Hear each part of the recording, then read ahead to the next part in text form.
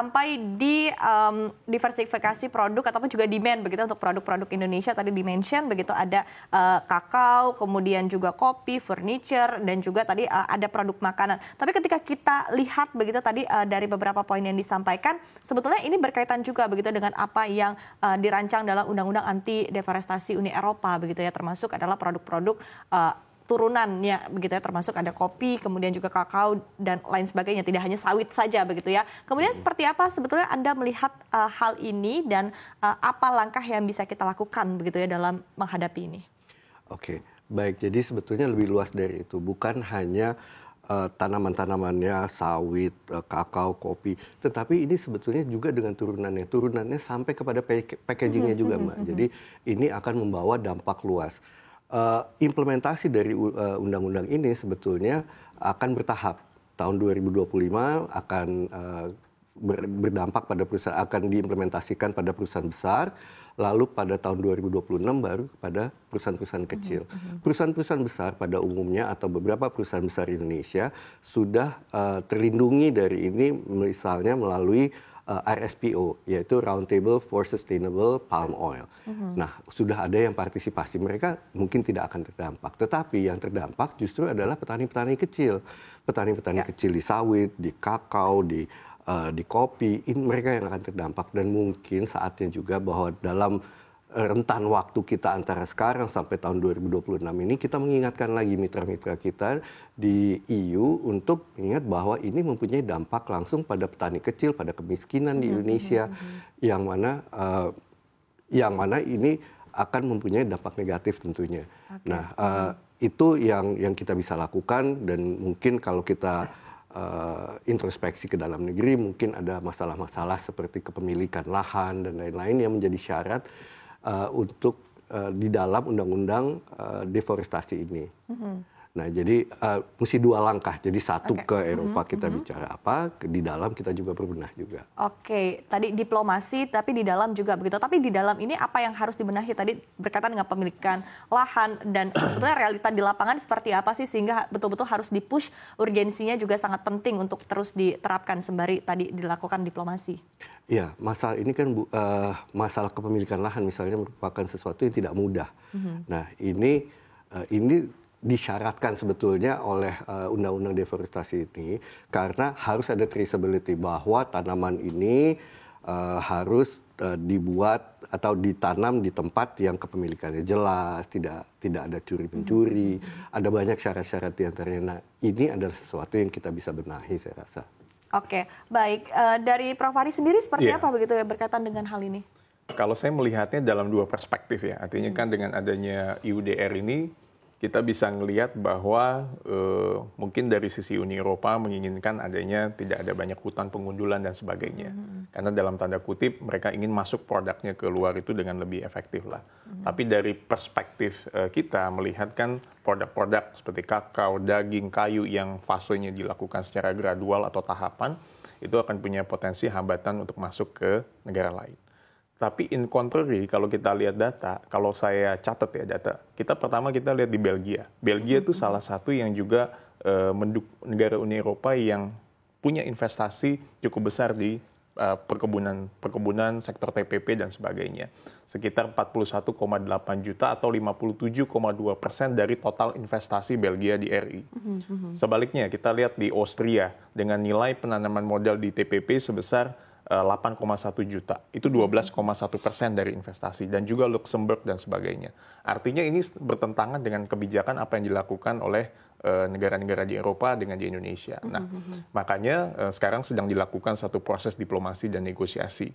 Nah, hanya dari perspektif hukum perdagangan internasional, kita lihat apakah ini merupakan salah satu bentuk hambatan non-tarif atau tidak. Karena ada hambatan tarif, ada hambatan non-tarif yang tidak memungkinkan produk kita untuk masuk ke negara lain. Nah, ini yang perlu kita betul-betul kaji, melakukan renegosiasi, melakukan diplomasi supaya produk-produk terutama yang tadi dikatakan ketika masuk kepada pengusaha-pengusaha kecil bisa bergain dengan pengusaha-pengusaha di luar. Jangan sampai nanti produk di Eropa kita terima cukup besar, tapi produk kita susah bersaing atau masuk ke sana. Nah, ini dari perspektif yang kalau saya melihatnya seperti itu. Oke, tapi dari perspektif hukum bisnis dan juga perdagangan internasional sendiri begitu ya Prof. Ari. begitu ya. Ketika tadi kita mengajukan alasannya adalah bagaimana dengan para petani kecil begitu ya, kita di Indonesia sendiri begitu bisa survive dengan adanya aturan ini begitu, karena memang harus ada regulasi-regulasi yang dipenuhi begitu oleh mereka. Nah, apakah alasan ini sebetulnya cukup kuat untuk kita pertaruhkan begitu di hadapan Uni Eropa, atau justru kita juga perlu melakukan hal lain atau mungkin langkah-langkah argumen lain juga begitu? Iya, memang kan yang kalau kita lihat dampaknya kan ini kan gradual ya. Artinya kan dari pengusaha besar nanti mungkin ke pengusaha kecil dan sebagainya. Kita lihat dampaknya. Memang kita tidak harus selalu impulsif dengan ada satu kebijakan kita langsung sue lalu ke WTO dan sebagainya. Ya. Indonesia dengan Malaysia, setahu saya sedang lagi melakukan perundingan dalam kaitannya dengan IUDR. Kita tunggu aja, nanti perkembangan ini sampai di mana. Nah, yang kedua adalah tapi kita juga tetap menyiapkan langkah-langkah preventif untuk ke depan. Jangan sampai misalnya crude palm oil atau kelapa sawit kita sulit masuk ke negara lain. Nah, ini kan juga menjadi masalah. Karena kita juga harus memikirkan kan sekian juta rakyat di Indonesia yang punya portfolio untuk bisa masuk ke pasarnya ke negara lain. Jadi dengan adanya hambatan barrier atau non-tarif barrier tadi, jangan sampai merugikan petani-petani lokal, jangan sampai merugikan pengusaha lokal untuk bisa pasarnya masuk ke negara lain. Karena ini kebalikan dengan investasi beberapa negara yang tadi saya bilang Belgia, Austria, Luxembourg, we can see the data. Kita bisa lihat datanya berapa banyak yang dia bisa masuk ke negara kita. Gitu. Oke, baik. Kalau dari Pak Didit sendiri begitu dengan nanti mungkin diterapkannya undang-undang anti deforestasi ini begitu yang tadi dilakukan secara bertahap begitu ya. Seperti apa sebetulnya Anda melihat begitu untuk mungkin untung rugi ya dari para pelaku pasar begitu ya. Mungkin pengaruhnya juga kepada neraca dagang kita nanti, volume ekspor kita seperti apa?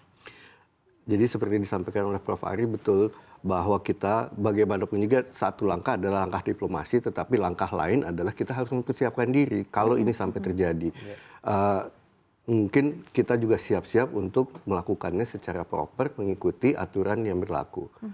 Jadi tidak banyak pilihan kalau buat kita untuk hal itu. Jadi saya pikir ya dua langkah ini harus berjalan secara paralel.